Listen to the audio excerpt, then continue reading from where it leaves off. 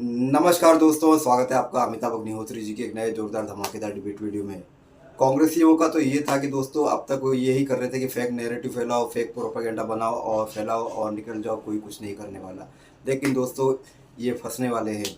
इनके जो मुख्य पत्र कहे जाते हैं, मुख्य पत्र जो जयराम रमेश जो है, इन्होंने ऐसी फेक नेगेटिव फैलाई, फेक बातें फैलाई जिसका खामियाजा इनको भुगतने वाला है। ये कल ही क्लियर हो जाएगा और इनको अच्छी लताड़ लगने वाली है और सज़ा होने वाली है। या तो ये माफ़ी मांगेंगे या सज़ा मांगेंगे। दूसरी तरफ जो एग्जिट पोल आया है, इसको नकारते हुए पूरे कांग्रेस के मुख्यमंत्री दिग्विजय सिंह, इन्होंने ये कहा है कि मैं इस एग्जिट पोल को नहीं मानता। अगर हमारी सरकार आएगी तो ठीक, नहीं तो ये गलत। तो दोस्तों ये ऐसा दोगलापन, ये तो है ही ऐसा। दूसरी तरफ अखिलेश यादव जी ये कह रहे हैं कि हमारे नौजवान अब सर पे कफन बांध के निकलेंगे। जब लगता है कि इनको पाकिस्तान से जंग लड़ने वाले ही है। तो दोस्तों ऐसी बातें चल रही है।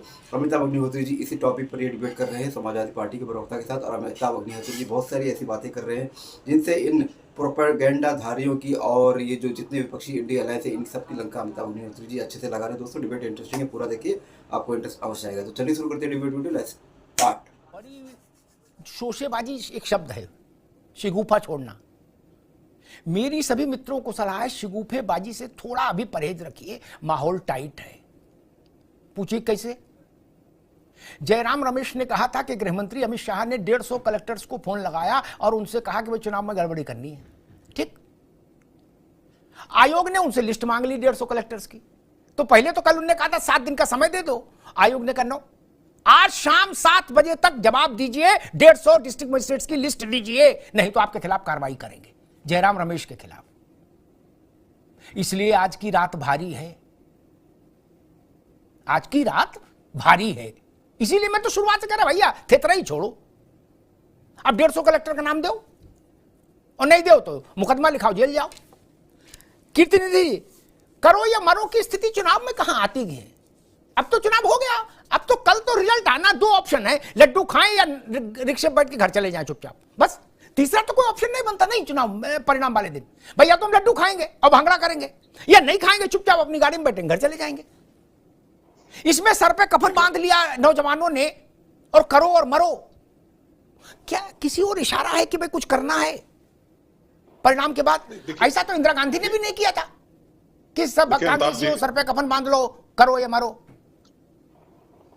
देखिए अमिताभ जी, जो बात समाजवादी पार्टी के राष्ट्रीय अध्यक्ष जी कर रहे हैं जी, जिस तरीके से प्रधानमंत्री के नारे के हिसाब से एग्जिट पोल आए, तमाम चैनलों के आए, तमाम एजेंसियों ने दिखाए, उस एग्जिट पोल पे हमने सवाल खड़ा किया। और कई बार एग्जिट पोल आए हैं, एग्जिट पोल गलत साबित हुए। लेकिन जिस तरीके से मनोवैज्ञानिक दबाव बनाने का प्रयास विपक्षी दलों पर किया गया एग्जिट पोल के सहारे, जिस तरीके से विपक्षी दलों को हतोत्साहित करने का प्रयास किया गया, और जो बात हमारे नेता आदरणीय अखिलेश यादव जी कह रहे हैं, वो इशारा उस चंडीगढ़ की तरफ से है। जिस तरह चंडीगढ़ में वोटों की लूट हुई, उस तरह उत्तर प्रदेश के किसी जनपद के किसी विधानसभा में वोटों की लूट नहीं होने देगी। इसके लिए कार्यकर्ता करो और मरो की स्थिति में तैयार रहेगा। इसके लिए कार्यकर्ता पूरी ताकत के साथ काउंटिंग के बाहर खड़ा रहेगा, इसलिए कि चंडीगढ़ की तरह फिर किसी उत्तर प्रदेश के किसी जनपद में किसी विधानसभा में वोटों की लूट ना हो, बेईमानी ना हो।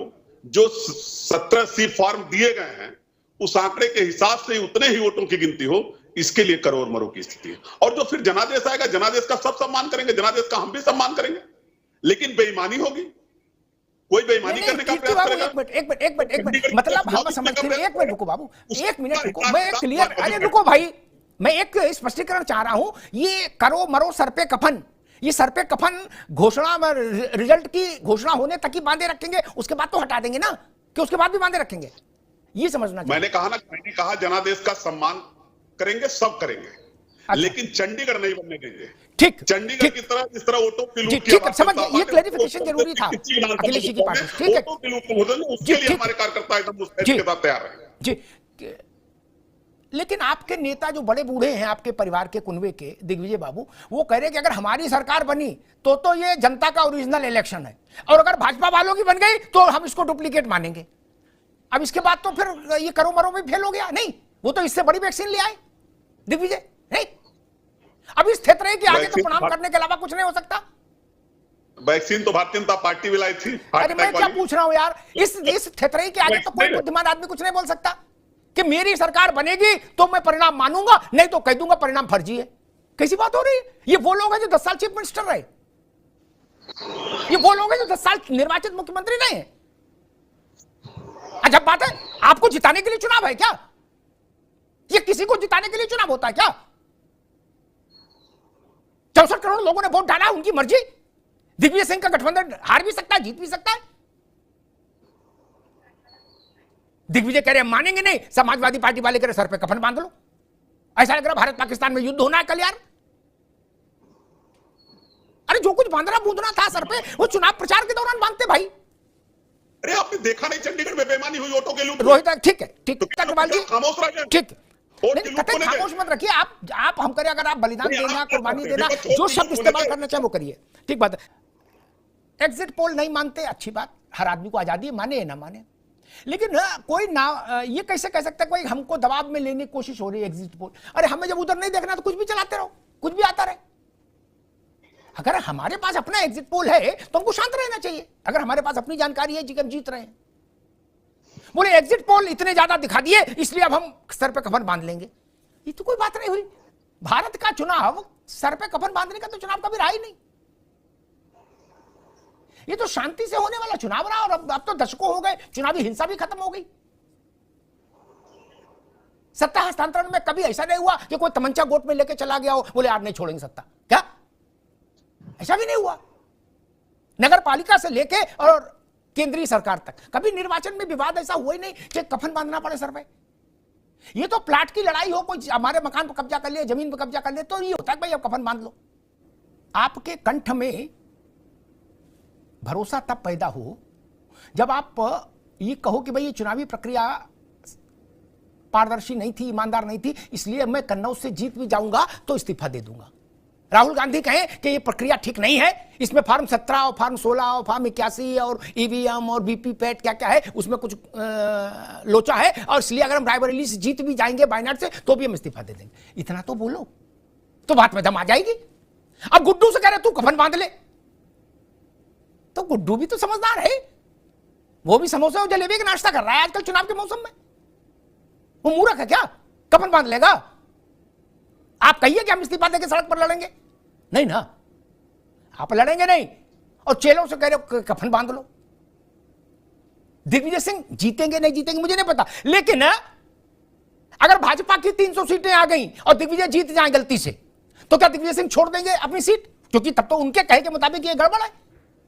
नहीं छोड़ेंगे, अपनी सीट नहीं छोड़ेंगे, चुपचाप आगे शपथ ले लेंगे और अटेंडेंस रजिस्टर पर दस्तखत कर देंगे ताकि उस भत्ता बन जाए उस दिन का। खैर प्रशांत पटेल जी, बड़ी विचित्र स्थिति है। अभी तक हम ये सुनते थे कि भाई एग्जिट पोल पे भरोसा है या नहीं, जो जिसका अच्छा दिखाते थे वो भरोसा कहते, दूसरा नहीं। अब की थोड़ा तीखापन है आवाज में। दिग्विजय ने तो भाई सीधा लाइन खींच दी कि हमारी सरकार बनाएंगे, कल के नतीजे तो हम मानेंगे ये ईमानदारी चुनाव हुआ, और भाजपा वालों के बनाएंगे तो हम कहेंगे ये गलत चुनाव है, बेईमानी है। एक मतलब वो उनके कहने का आशय है कि चुनाव अगर हमारे जिताने के लिए हो, हमें जिताने के लिए, तब तो चुनाव है, नहीं तो काय का चुनाव। एक अखिलेश जी ने कहा कि करो या मरो, सर पे कफन बांध लेगा नौजवान। मुझे तो बड़ा डर लग रहा है। कल लोकतंत्र के इतने बड़े महापर्व का अंतिम पारायण है, पंचम अध्याय है। मैं सोच रहा था पंचम अध्याय समाप्त होगा, आरती होगी, पंजीरी बटेगी, शंख बजेगा, यहां तो करो मरो जा वाली स्थिति आ रही, डू और डाई। चुनाव का पूरा केंद्रीय विमर्श या कहें मेन फोकस इस बात पर रहा संपूर्ण विपक्ष का कि बाबा साहब अंबेडकर के द्वारा बनाए गए संविधान को बचाना है, संविधान पर खतरा है, क्योंकि लोकतंत्र तो संविधान का ही हिस्सा है। अब जब हम मैंडेट पर ये शर्त लगा देते कि हमें जिताओगे तो हम अच्छा मैंडेट मानेंगे, नहीं तो हम कह देंगे फर्जी है, तो बाबा साहब का संविधान तो सबसे पहले ठुकरा दिया जाता। नहीं, संविधान ये इजाजत तो नहीं देता कि आप जीतो तो चुनाव है और आप हार जाओ तो चुनाव फर्जी है। जो लोग ऐसी बात कह रहे हैं कि अधिकारियों पर मनोवैज्ञानिक दबाव डालने के लिए ये एग्जिट पोल कराया गया, वो लोग नासमझ हैं। बड़ी बात कह रहा हूं, वो नासमझ है या समझदार है, ऐसा पोज कर रहे हैं। इंदिरा गांधी जब 77 में चुनाव हारी थी ना, तो रायबरेली में जो डिस्ट्रिक्ट मजिस्ट्रेट था, एनडी तिवारी, यशपाल कपूर, मक्खनलाल फोतेदार, सब ने उसको प्रेशराइज किया, दे फोन। क्या वो 2:30 बजे घर चला गया रात में, और 3-3:15 बजे अनाउंस करा दिया कि इंदिरा गांधी हार गई। कौन भाई का लाल प्रभावित कर लेगा? और दूसरी एक प्रैक्टिकल बात, बड़ी महत्वपूर्ण बात है, उदाहरण ले लीजिए, जो बंगाल में कलेक्टर है किसी जिले में, उसको ये भाजपा वाले कैसे प्रभावित कर लेंगे? यार तफरीह में लेने आए हो क्या? चकल्लस कर रहे हो? यहां ये प्राइमरी स्कूल का क्या खड़ा है क्या? रेले पड़े हो? इस स्टालिन के राज्य में कलेक्टर स्टालिन के अधीन है कि प्रशांत पटेल के अधीन है? मजाक कर रहे हो? और उत्तर प्रदेश में फोन करने की जरूरत क्या है? मान लीजिए केंद्र में भाजपा नहीं आए, उत्तर प्रदेश में तो योगी है ना कलेक्टर, तब क्या लालू प्रसाद यादव के अधीन हो जाएगा फर्रुखाबाद का कलेक्टर? यार क्या कर रहे हो? कैसी बातें कर रहे हो? इतनी भी गर्मी नहीं पड़ रही, गले बल्ले बोलो, अभी इतनी गर्मी नहीं है, किसी बात कर रहे हो? अब फंस गए, घड़ी देखते रहो। 7 बजे बोला है इलेक्शन कमीशन, बोले 7:05 तक नहीं रुकेंगे, मुकदमा लिखा देंगे। मुझे लगता है ऐसे मामलों में 2-4 मुकदमे हो जाने चाहिए और तत्काल प्रभाव से कार्रवाई भी हो जानी चाहिए, ताकि ये जो पूरी चुनाव प्रक्रिया को लांछित करने का जो खेल चलता है ना, ये नहीं। तो दोस्तों डिबेट हो गई खत्म, वीडियो हो गई पूरी। उम्मीद करता हूं दोस्तों ये डिबेट वीडियो आपको पसंद आई होगी। भले एग्जिट पोल आ गया दोस्तों, इसमें बीजेपी और एनडीए को पूरा बहुमत मिल चुका है, लेकिन दोस्तों जो लाइव टीवी में न्यूज़ में जो लाइव सब एक एक देखने में मजा आएगा, उसका आनंद ही कुछ अलग होता है। 2019 में मैं ये सब देख चुका हूँ, 2014 में भी मैं ये सब देख चुका हूँ। अब 2024 की बारी है दोस्तों। मैं आज रात भर मूवी देखूंगा और सुबह से, मतलब आज तो रात मेरा सोना है ही नहीं, और सुबह से बैठ जाऊंगा मैं टीवी के सामने और मजे लूंगा। तो दोस्तों आपके क्या प्लान है, आप क्या करोगे बताते जाइए, बस मन की बात है, बाकी कुछ मतलब नहीं है। मजा तो आना ही है। और इनको रोते बिलख, मेन बात तो इनको मैं रोते बिलखने देखना चाहता हूँ। ये जो गिड़गड़ाएंगे, रोते रोएंगे, बिलखेंगे, उतना मजा, उतना मेरे मन को शांति मिलेगी। शायद आपको भी कुछ मन में ऐसी फीलिंग होगी। तो दोस्तों उम्मीद करता हूँ अमिताभ अग्निहोत्री जी की डिबेट वीडियो भी आपको पसंद आई होगी। अगर ऐसी डिबेट वीडियो अकॉर्डिंग मेरा काम पसंद आता है दोस्तों, चैनल को सब्सक्राइब करके आप जरूर जाओगे। मिलता हूँ आपसे अगले वीडियो में, तब तक के लिए जय हिंद, वंदे मातरम।